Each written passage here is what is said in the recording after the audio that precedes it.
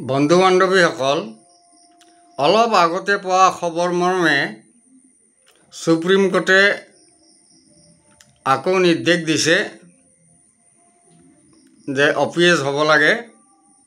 ইয়াৰ আগতে এটা নিৰ্দেশ দিছিল যে আমাৰ OPS এটা শিক্ষা নহয়, আমাৰ সেইটো আমি পাব লগা আমাৰ বস্তু, সেইটো আমি OPS পাব লাগে।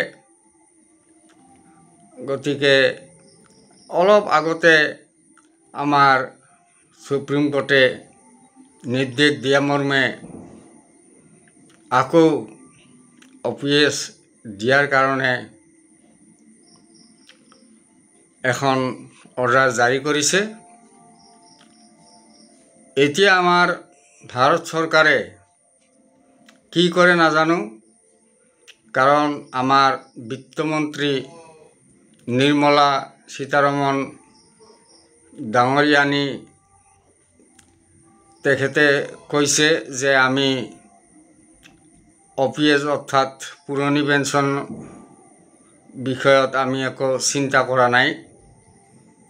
আৰু কিছুদিন আগতে আমাৰ অসমৰ মুখ্যমন্ত্ৰী ডাঙৰীয়াই UPSৰ কথাহে কৈছে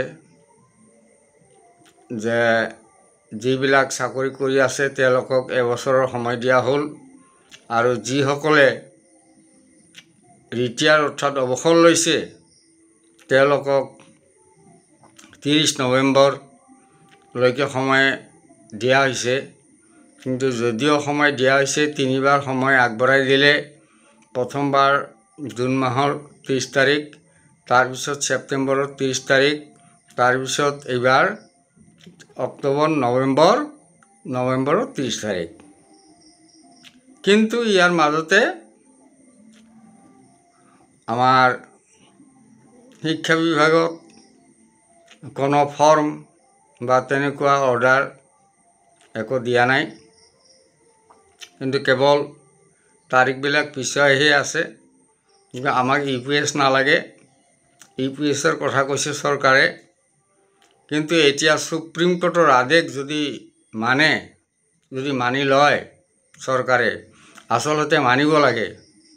সুপ্ৰিম কোৰ্ট, হাইকোৰ্ট কি কাৰণে হৈছে, তেওঁলোকৰ নিৰ্দেশ যদি নামানে, তেতিয়াহ'লে এইখন দেশ এটা অৰাজকতাৰ সৃষ্টি হ'ব।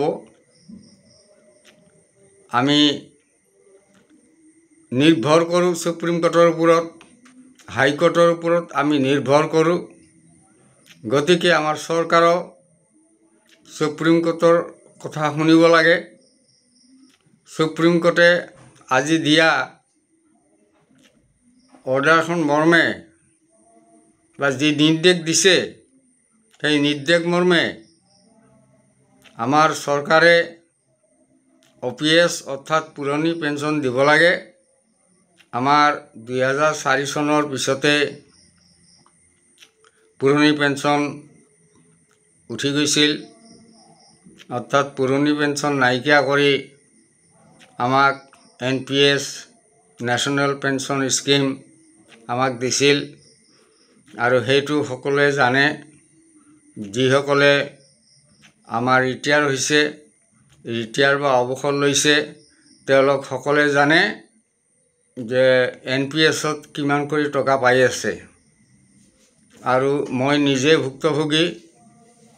এতিয়া মোৰ জীয়াই থাকিবলৈ ইচ্ছা নাই, মোৰ আৰু এই পৃথিৱীত জীয়াই থাকিব ইচ্ছা নাই ইমান কষ্ট কৰি।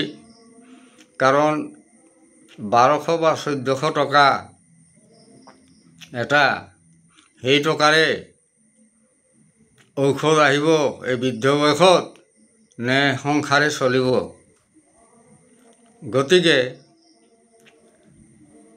আমি সকলোৱে মাৰ বান্ধি থিয় দিব লাগে।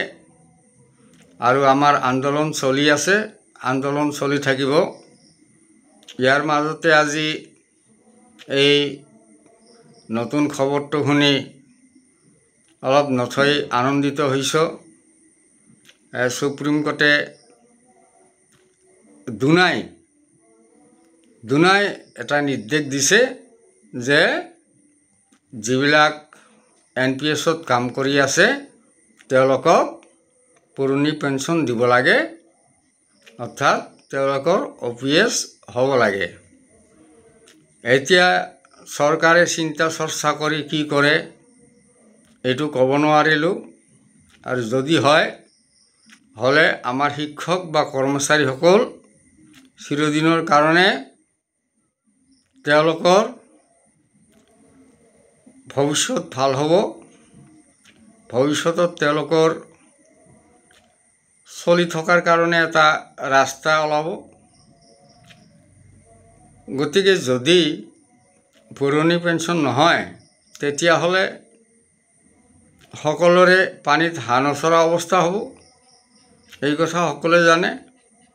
আৰু যদি এই সুপ্ৰিম কোৰ্টৰ কথা মানি লৈ আমাক পুৰণি পেঞ্চন দিয়ে, গতিকে বৃদ্ধ বয়সত আমি জীয়াই থকালৈকে শিক্ষক বা কৰ্মচাৰীখিনি কোনোমতে তেওঁলোকে খাই বৈ বা ঔষধ পাতি কিনি চলি যাব পাৰিব।